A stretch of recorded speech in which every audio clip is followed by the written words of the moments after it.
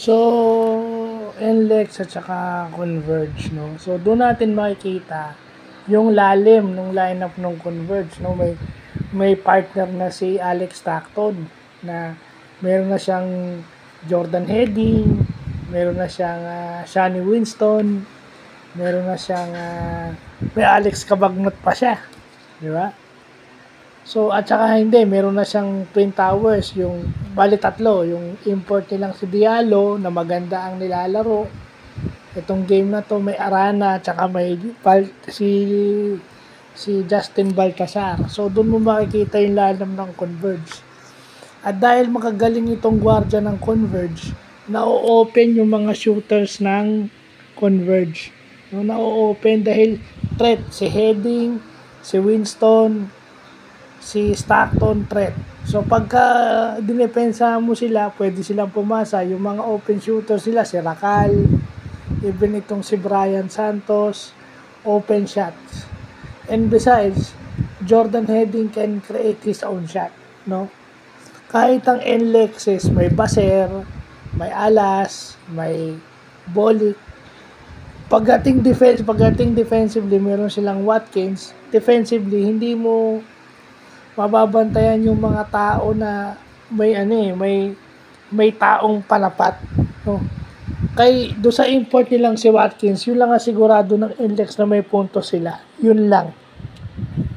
But the rest, wala. I mean, hindi ko kino-question yung galing ni Robert Bolick offensively. Pero defensively, yun yung lagi kong kino-question. Dapat he should take a challenge na bantayan itong si Alex Stockton o itong si Jordan Heading. Hindi ka naman kasi pwedeng puro opensa lang. Kasi pag umiscore ka, i-scorean ka rin nila di ba? May dalawa na yung threat nila sa labas. Di ba? At saka dun mo makikita, first play pa lang, di ba?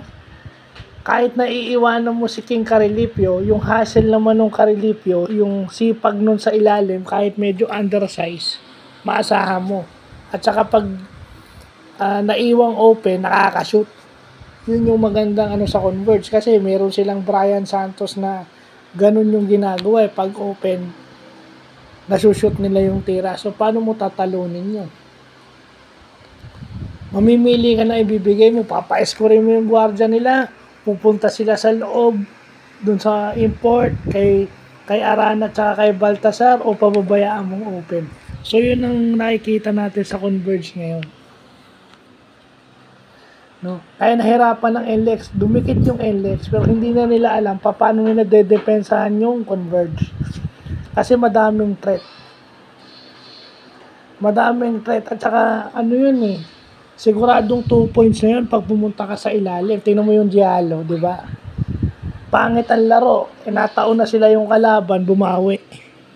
So, yun lang po.